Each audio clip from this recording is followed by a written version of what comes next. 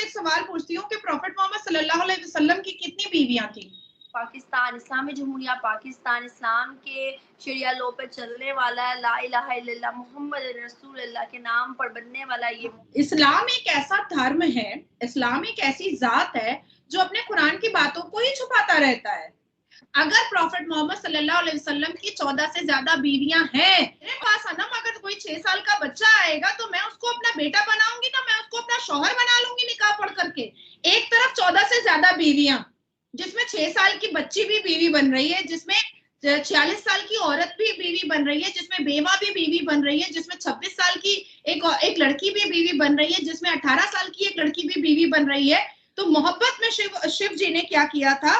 अर्धनारेश्वर का रूप लिया था। अर्धनारेश्वर का मतलब एक तरफ वो शिव जी दिख रहे थे और दूसरी तरफ वो पार्वती दिख रहे थे। एक सनातन धर्म है जिसमें तलाक और डिवोर्स के बारे में कुछ लिखा ही नहीं गया है।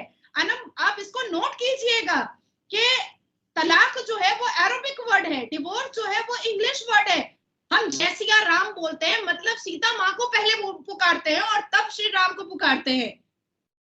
श्री राम जी को हमेशा दिल में ये था कि पहले सीता माँ को मान सम्मान दिया जाए, लेकिन आप देखो कुरान में चैप्टर 65 वर्सेस 12 कि जब औरत को पीरियड्स जब उसके सेक्सुअल डिजायर्स बहुत ज्यादा उत्तेजित हो, क्या 6 साल की बच्ची ये बता सकी थी प्रॉफेट मोहम्मद सल्लल्लाहु अलैहि वसल्लम को कि आप मेरी पसंद है या पसंद नहीं है?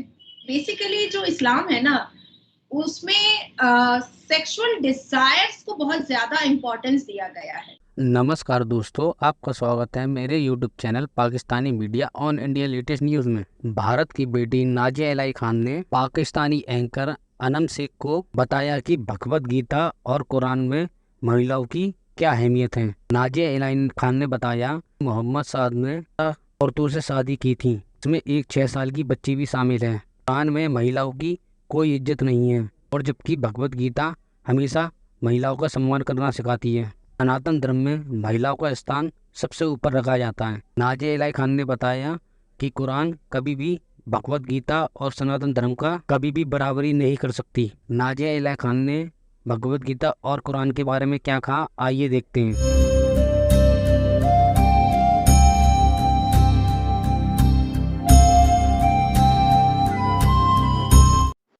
जय सिया राम।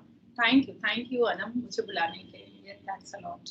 पाकिस्तान इस्लामी जमहूरिया पाकिस्तान इस्लाम के शरिया लॉ पे चलने वाला है। ला इलाहा इल्लल्लाह मोहम्मद रसूलुल्लाह के नाम पर बनने वाला ये मुल्क, मैम इसमें हर चीज ऑपोजिट होती जा रही है। अब एक और लॉ पास किया गया है पंजाब, पाकिस्तान के पंजाब में, कि जो फर्स्ट शादी हुई है मर्द की, फर्स्ट जो लड़की है, औरत है, उसकी रजामंदी के बगैर सेकंड शादी मर्द कर सकता है। देखिए, मैं क्योंकि 82% सनातनी के बीच में पली बढ़ी हूँ, बचपन से लेकर के मेरी परवरिश 82% सनातनियों के बीच में हुई है। मैं जिस अपार्टमेंट में रहती हूँ उसमें मैं वाहिद मुसलमान हूँ, बाकी पूरे के पूरे मारवाड़ीज और हिंदूज ही हैं, और मैं बड़े फक्र से और सर उठा करके रहती हूँ।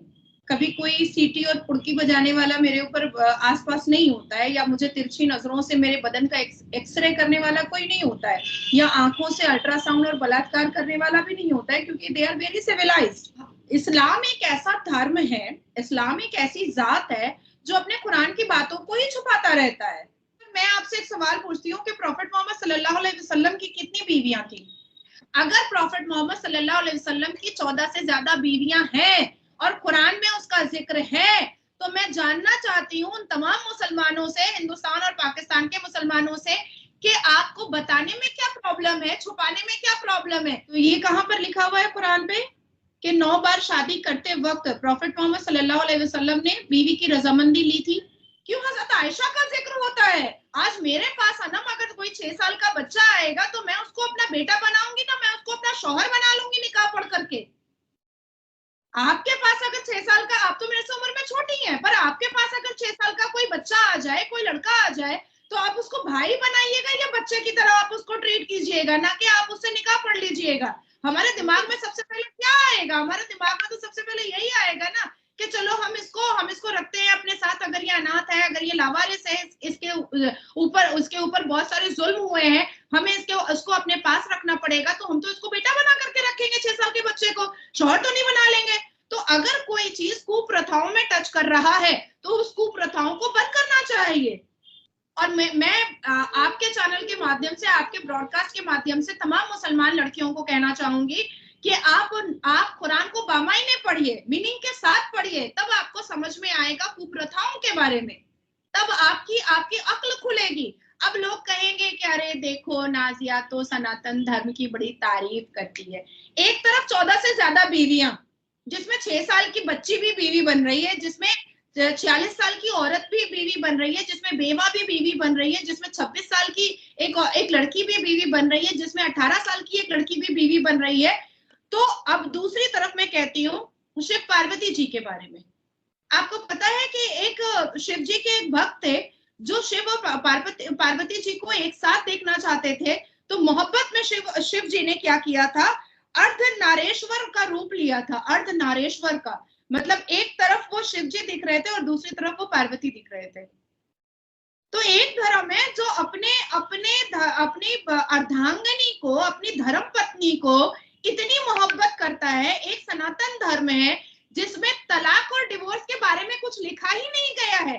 अनम, आप इसको नोट कीजिएगा कि तलाक जो है वो अरबिक वर्ड है, डिवोर्स जो है वो इंग्लिश वर्ड है। पर आप मुझे, ये मेरे हाथ में भगवत गीता है, आप मुझे बताइए कि इसमें कहीं पर भी तलाक और डिवोर्स जैसी कोई बात ही नहीं लिखी हुई है। हम जय सिया राम बोलते हैं, मतलब सीता माँ को पहले पुकारते हैं और तब श्री राम को पुकारते हैं। श्री राम जी को हमेशा दिल में ये था कि पहले सीता माँ को मान सम्मान दिया जाए, तब मुझे सम्मान दिया जाए। तो एक धर्म है जहां अर्धांगिनी का मर्तबा, जहां अर्धांगिनी का इंपॉर्टेंस इतना ऊंचा कर दिया गया है कि भगवान जी भी कह रहे हैं कि मेरी अर्धांगिनी को पहले सम्मान दो, मेरी अर्धांगिनी को पहले इज्जत दो। लेकिन आप देखो कुरान में चैप्टर 65 वर्सेस 12 कि जब औरत को पीरियड्स, जब उसके सेक्सुअल डिजायर्स बहुत ज्यादा उत्तेजित हो, तब आप औरत को तलाक दीजिए पहला। उसके बाद फिर दोबारा उसको पीरियड्स हो, जब उसके सेक्सुअल डिजायर्स बहुत उत्तेजित हो, तब आप उसको दूसरा तलाक दीजिए। और फिर तीसरा, जब उसके पीरियड्स हो, जब वो सेक्सुअली बहुत ज्यादा परेशान हो एकदम आपके साथ सोने के लिए, आपके साथ सेक्स करने के लिए, तब आप उसको तीसरा तलाक दीजिए। What is this nonsense, what is this nonsense? क्या कर रहे हो आप? औरत को क्या बना रहे हो आप? ये औरत को आप नंगा क्यों कर रहे हो? तो जब कुरान पीरियड्स के बारे में बात कर रहा है कि तलाक औरत को तब दो जब वो पीरियड्स में रहे, तब बुरा नहीं लग रहा था लिखते वक्त, तब ये बताते वक्त बुरा नहीं लग रहा था। और क्यों हर बार कुरान में औरतों को ही टारगेट किया गया है, औरतों को ही नीचा दिखाया गया है, औरतों को ही जलील किया गया है? क्यों, आखिर क्यों? क्या 6 साल की बच्ची ये बता सकी थी प्रॉफिट मोहम्मद सल्लल्लाहु अलैहि वसल्लम को कि आप मेरी पसंद है या पसंद नहीं है? बेसिकली जो इस्लाम है ना, उसमें सेक्सुअल डिजायर्स को बहुत ज्यादा इंपॉर्टेंस दिया गया है। तो दोस्तों, आपको ये वीडियो कैसी लगी हमें ज़रूर बताइए, और हाँ, मेरे चैनल को सब्सक्राइब कीजिए। मैं ऐसी बेहतरीन से बेहतरीन वीडियो आपके लिए लाता रहता हूँ। तो मिलते हैं नेक्स्ट वीडियो में, जब तक के लिए जय श्री राम।